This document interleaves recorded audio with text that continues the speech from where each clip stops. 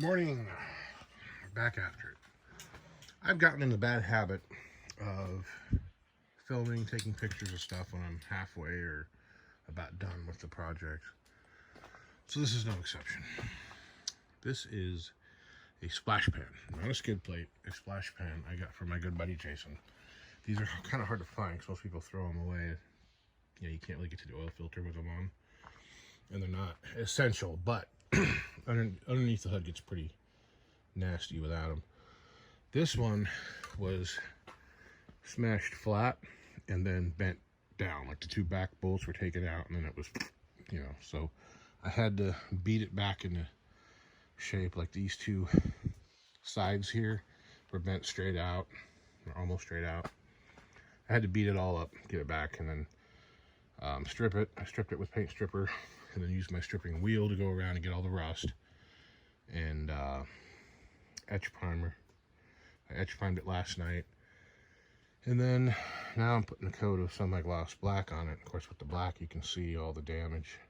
I mean, that was a lot of hammer and dolly work, but I'm not a body man. I'm using semi-flat or semi-gloss engine enamel on it. I've got some, so what the hell. So that's what I'm working on this. For this, we're going to get a pretty good heavy coat on it, and then or a couple moderately heavy coats on it, and then I'll jump back over on the head, and I'm probably going to go ahead and just use the exhaust valves out of the other head, and we'll see. Okay, I don't know about you people, but that low gloss black looks like flat black to me. It doesn't even look like satin.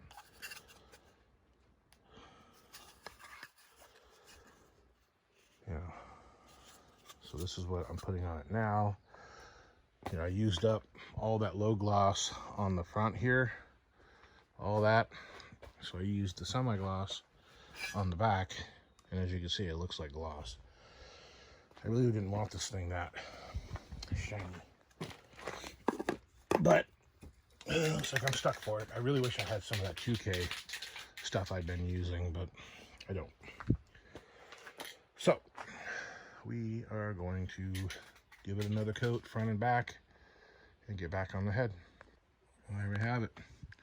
The last coat I put on, I fogged it, put it on at a distance to give it some texture because I don't want it drying glossy. This is about as glossy as I want it. I'm really hoping it's gonna go to more of a satin. Otherwise it works. Factory was kind of a satin. Yeah, see, about like that is about how I like it. The texture's fun. It's under the truck. You're gonna see this part right here, where it's all dented up. That's what you're gonna see, unfortunately. But like I said, I'll keep my eyes open for a better one. You can see how glossy all that is. But, yeah. Okay, next project. These lights. These lights came off of a 63 Dodge Sweepline D400. No, it was a D500. So it was a 2-ton truck? 2 3/4? I don't know. Anyway, it was an old Air Force Base dump truck that had an engine fire. And that's why it was parked. And crispy wires. So I bought it, or I didn't buy it actually. I bought the front clip off of it to put on this truck. So part of that front clip were the turn signals. Now these originally set on the side of the fender in the front. And then you had parking lights in the grill. You didn't actually have turn signals. I had to change those out so I could have turn signals. But I saved these lights. Like this one's in pretty good shape. It needs to be repainted. And for the longest time I thought this was that navy blue, but it's actually black. This one's in somewhat less good shape. I'm gonna have to do some work down in there, I think. I could probably buy these still, but they're not very good quality compared to this. So I'd rather try to fix this. I mean, even if I bought the cheap ones and used this out of it, I would do that before I would put a plastic one on. But anyway, I saved these lights specifically to put up there. So with the bubblegum machine in the middle, and then these two lights on the sides, it'll be perfect for what I'm trying to do.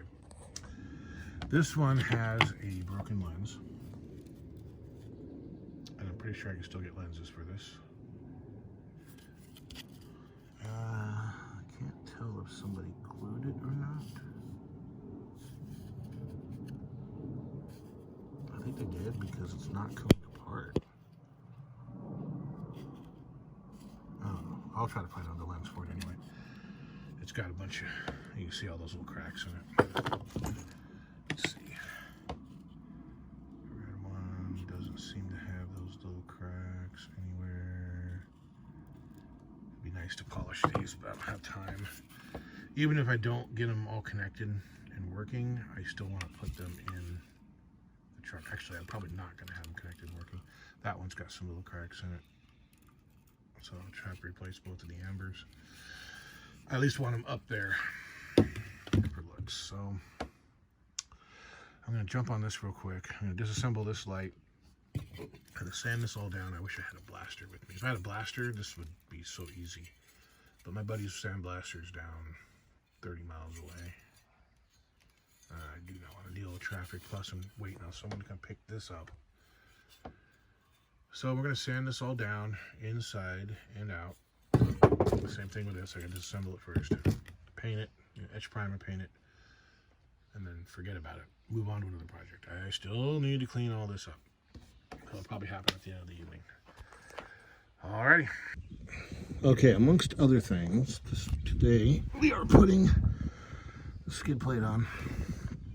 And as you recall in the other video, this thing was crushed flat and then bent down. So sticking straight down, and it was like these side pieces were bent flat.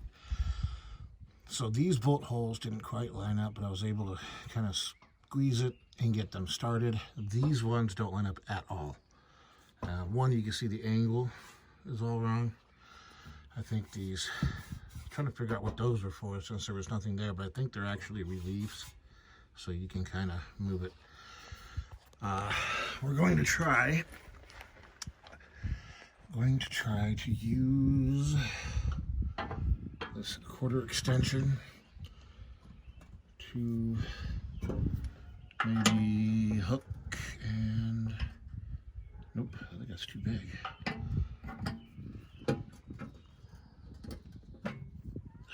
Gosh, the angle is wrong too. See, none of it is even remotely close.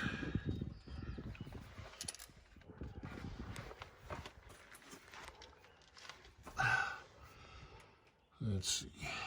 There you are. That's about as close as I could get that one. Yeah, see, it needs to come in. I need to kind of squeeze the whole thing in. Yep, I'll do that. Be back in a minute. And there it is. I had a hell of a time getting that guy in there. I think the threads were really buggered up. You know, that's the nicest bolt. Cat, down in front. No photo bombing allowed. Or video bombing, or whatever you want to call it. It's a bit beat up, but it doesn't actually look bad. You can't really tell at a glance. There we go, that looks better. Now it's got these little holes drilled in that edge. I don't know where they're supposed to go, but it's not really important. So pretty. I probably should paint the back half of the frame, but I don't really know if I have time. You know, car show, it doesn't really matter. These vehicles run the gamut from really nice to absolute crap. People seem to prefer the absolute crap ones, but we'll see. I'll definitely have video for y'all. Alrighty, now it's on to the next job. Okay, so in the interest of I gotta stop here and show you guys what I'm doing. Now, my good friend Puddin at Puddin's Fab Shop. Yes, channel. Go check it out. Jacob pointed out the other day that people aren't really too interested in watching how-tos or build videos. You know, they don't want to watch it built. They want to watch you go trudge around the junkyard and get some car started. They don't want to watch you fabbing stuff. And I think he's right, because the videos on my channel with the highest views are the ones where I'm getting like the crickets running, I'm getting the Celica running, I'm getting the Mustang running. When I'm, you know, fixing something on them, nobody cares. So, that being said, I'm building something here. I'm fabbing something. I am putting a gumball machine up on the roof. And my original plan was to use U-bolts to kind of clamp from the headache rack into this plate and hold it on. And I got to thinking, you know, that's really ugly. Plus, I couldn't find square U-bolts that small. I could only find round ones. So my next idea was to take some C-channel and put it on there on either side of that hole for the wire. Basically weld it to the bottom of the plate, drill the holes, and bolt it through there. And that's what I'm gonna do, except I couldn't find C-channel this small. I was looking for thinner stuff than even this, but I couldn't find anything, so I had to get box steel and cut the bottom of it off. I still have to grind it all, but you know. So I still need to trim this, or actually, that's good enough right there, one of those. And I'll have to notch it for the wire, but weld that to the bottom of this plate, bolt it to the headache rack, and that should do it. The stuff is all a lot heavier duty than I need it to be, and heavy being the word. I really don't want all that extra weight up there, but nothing I can really do about it because I couldn't find anything lighter, thinner. You know, all I could find was this heavy stuff. Or stuff that was real thin. We're not going to do that. So that's what I'm doing right now. I got this thing cut. I still need to trim the corners. I'm going to round the corners off. I'm going to drill the holes. I already tested this thing. It works. I need to take it apart and clean it because it's all hazy. This is kind of a cheap looking brand, I guess. I don't know what brand it is. Huh. I don't know. I try to keep everything as close to the correct vintage as possible. Looks like Mama's home.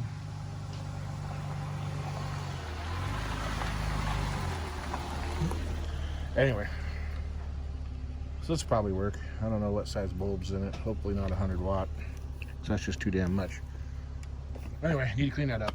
Got to drill the 3 holes in the bottom, bolt it up, put it up there put this piece up there, put it up there, and then figure out how far, because the back half of it, I need to drill a hole to put the CB antenna. So that's where we're at. Right now I'm going to cut those corners off, change that over to a grinding wheel, clean up all the edges of everything, and then get started up there. Okay, just thought I'd take a quick video here. I'm sanding off all this, whatever it is, slag or whatever, getting it ready for paint. That's what we got. Put a slight bend in it so it'd sit level, or mostly level. I still got to drill the hole for the antenna, but I got to center it because this thing isn't really centered. That isn't really centered. You know, like that hole for the wire isn't centered. You know, that's why this bracket isn't centered, but it doesn't matter.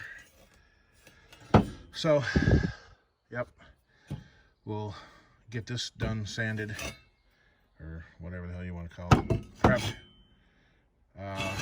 Get that hole drilled, get those holes drilled, test bolted on there, and then pull it back off, go wash it, paint it. Alrighty, it's just kind of sitting up there.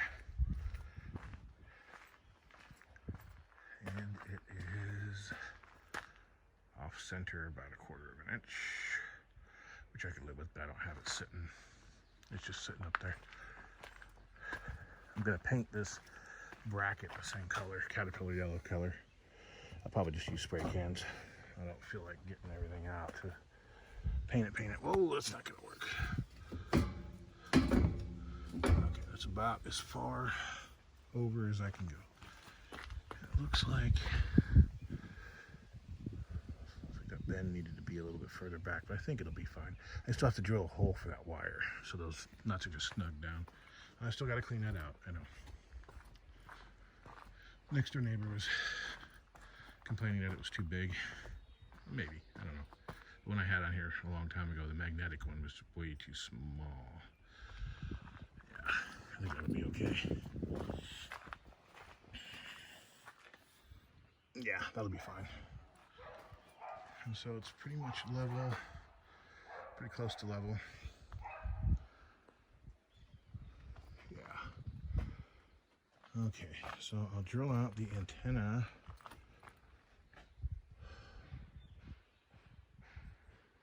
Drill out the antenna hole, and then I'll drill out the antenna hole, I'll drill out the wire hole, and then we can put the etch primer on it and get started with the paint. All right. Okay, so here we are. Got the antenna hole, got the hole for the wire for the bubblegum machine there, your mount holes. I still got to drill these ones, but we're just about ready to go here. I need to go take it inside and wash it off with some dish soap. Make sure all the grease and oil and stuff's off of it. Dry it off real well. Bring it out here, etch prime it. Throw some Caterpillar yellow spray can on it. Color good. Put it on tomorrow. And there it is. Came out pretty decent, I think. Go inside and clean the lens. Got sand on a little radio panel I made. Show you that real quick. Turns out the stuff was aluminum, not stainless. So I'll sand all these rough edges down, and then I'll sand a uniform direction, and then probably put that in tomorrow. Gotta glue the radio down though first. Alrighty, I'm calling it a night. Got the lights mounted, all assembled. I gotta wire them up still. This one has the new lens on it. I need to go pick up the other new lens for that side, so at least they match. That job's done. This job, I was looking for some kind of a plastic junction box. I couldn't find one, but I found this. It's ugly, but it works.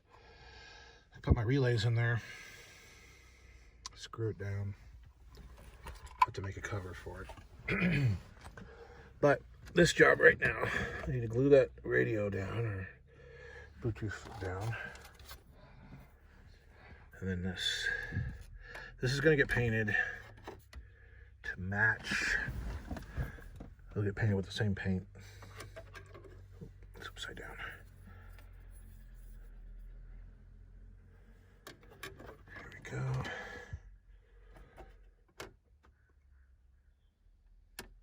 So I need to mark it,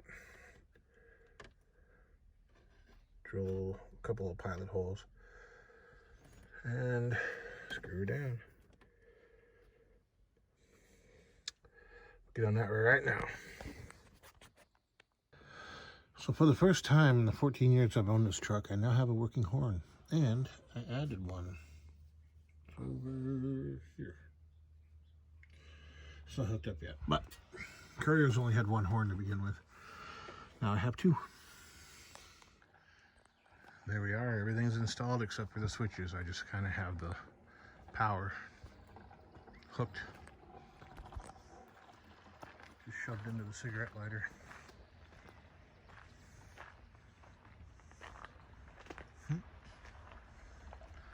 Yeah, it's gonna be pretty cool once it's all done.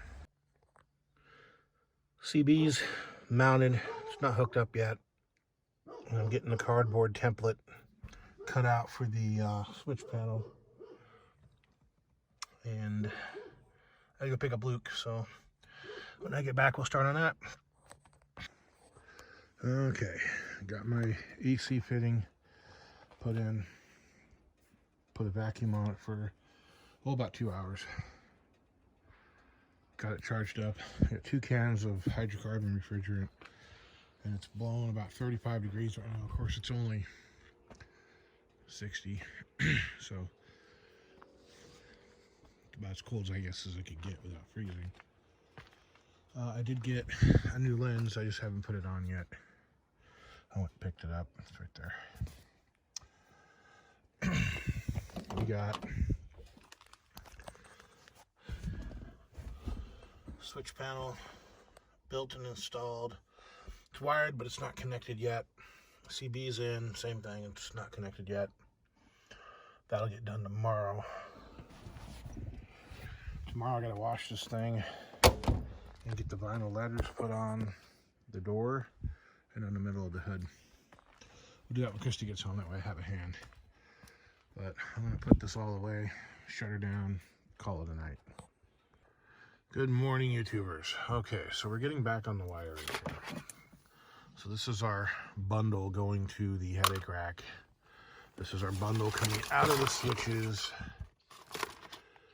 And then I've got this bundle of relays. And everything needs to be connected.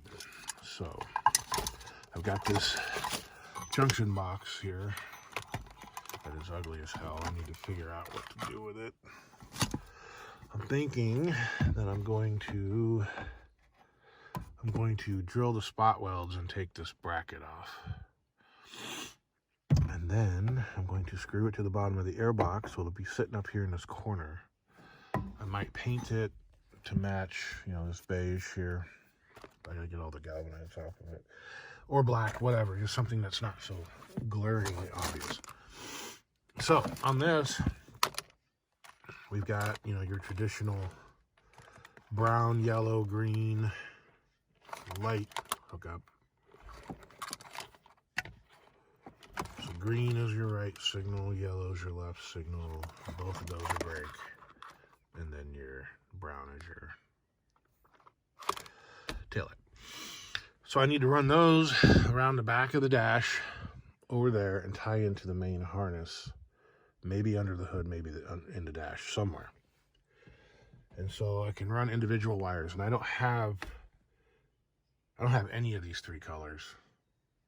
So I either have to go buy a 25-foot roll of these 3 colors, and that's just a pain in the ass. So this is kind of sketchy. It's bordering on tweaker, but so there's my colors. It's a good gauge wire. It's actually too big, really, but I can snip the ends off of it, get rid of the white wire, because in this case, the white wire is the upper spotlight. And I could run this across there. Hell, I could divide the 3 wires up if I wanted to, but I'm going to leave it. That's probably what I'm going to do, I think. But like I said, it's kind of sketchy looking, but I think it'll work all right. So we'll run that around the back over there. And that will take care of the taillight feed, because those aren't going to go into the relay boxes. The lower spotlights will be the actual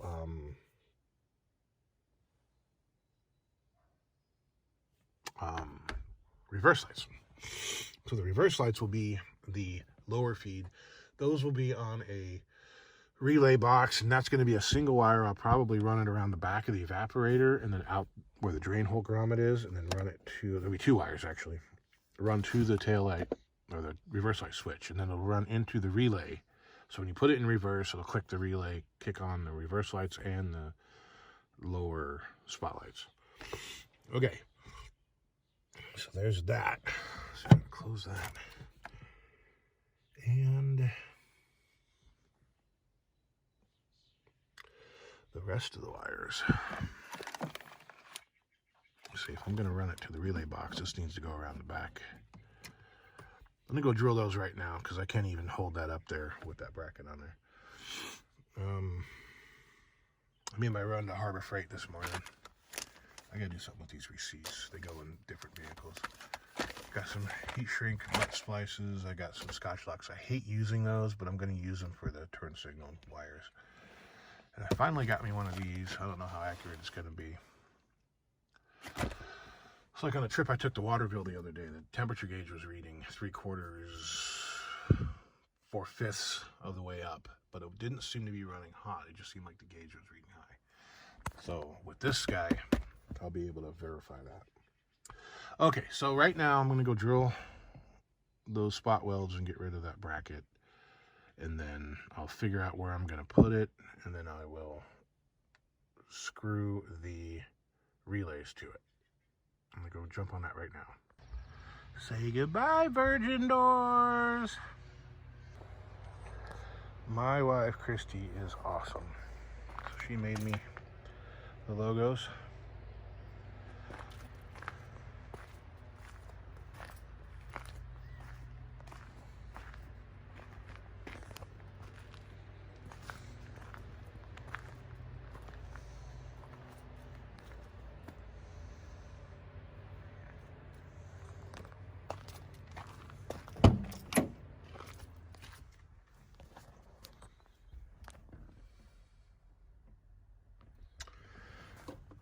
So, I feel an explanation, explaining to do is in order. Okay. So Lutz Towing was a family business. Anybody from San Diego's East County ought to know, ought to recognize that name. At least anybody who grew up there who's, 40 years old or older. See, Grandpa moved from New York to San Diego, started the business in 1951, and ran it. He gave it to my uncle as an early retirement, not retirement, what the hell's the word? Inheritance. And my uncle, for whatever reason, sold it to one of his drivers. The driver ran the business into the ground. They took it over. I worked for him for a bit. My dad worked for him, met the daughters, the boss's daughter. And, that's how I came to be. But we ran it for a few more years, and then, again, he sold it to another company. It was a kid that was up and coming that we knew. And that was the end of Lutz Towing. Of course, Grandpa died in 99. And I think my uncle sold the business in 01. To Danny Miller's Towing, San Diego. So the trucks, like in the picture, the trucks were white with a pale yellow stripes. At some point, the pale yellow went to a blue, like a medium dark blue. I think AAA made us do it. I don't remember the story behind it. When my uncle took the business back over, the trucks went to black with white stripes and such. And then the Lutz emblems, or Lutz, the font changed and everything. But I went back to the old school, the 60s, 70s style, the yellow stripes and such. The blue lettering was kind of the throwback to when the trucks went to the blue stripes. And just kind of my idea to build this truck, like a breakdown truck, change a spare tire on the side of the road, jumpstart somebody, that kind of thing, a AAA thing, The other thing to have it be is, we did a bad truck wreck. We didn't get fender benders. They went over the side. They were 300, 500 feet down. And it would take us, overnight, maybe, 2 days to get these truck wrecks home. So, like, this truck would be, hey, go back down to the yard, get the torch. Hey, go back down and get us, another 50 feet of chain. Hey, go get us, this, go get us that. And then all the work lights on the truck would be, you could park it strategically and shine the lights, on whatever you're working at. That would be this truck's purpose. Of course, Lutz Towing doesn't exist anymore. It's never going to exist, at least in my form. I think my brother was talking about taking it over, the name over, and reopening the business, but that was before he went to prison. So, this is just my tribute.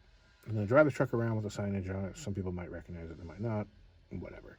Maybe, after we get moved and depending on the market and the business is already there, maybe I will do breakdown stuff. Who knows? That's not really my plan, but we'll see. Right now, it's just, it's my tribute to our old business, and that's, what this truck's going to look like. That's what I've always wanted it to look like. So that's that. Alrighty, got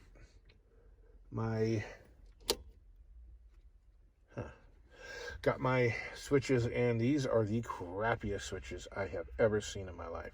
And they came from Napa, but that doesn't make any difference anymore because everything is made by Federal Mogul, which means everybody sells it. So as you can see, most of these things, the dang lights don't even light up.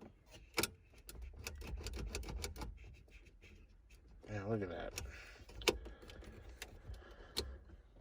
That one does. For some odd reason, I got the wires hooked up wrong. This was supposed to be the rotator. That one ended up being the rotator. I don't even know which one of these does what. I think this is the rear work light. You can hear the relay clicking down there. I still have to make a cover for it. I got the CB hooked up. I still haven't tested it yet, and I haven't clocked the dial yet. What else did I do? Oh, I got this hooked up finally. I took out the B2K unit. I got the microphone mounted. We got the signage put on. That's another episode or another.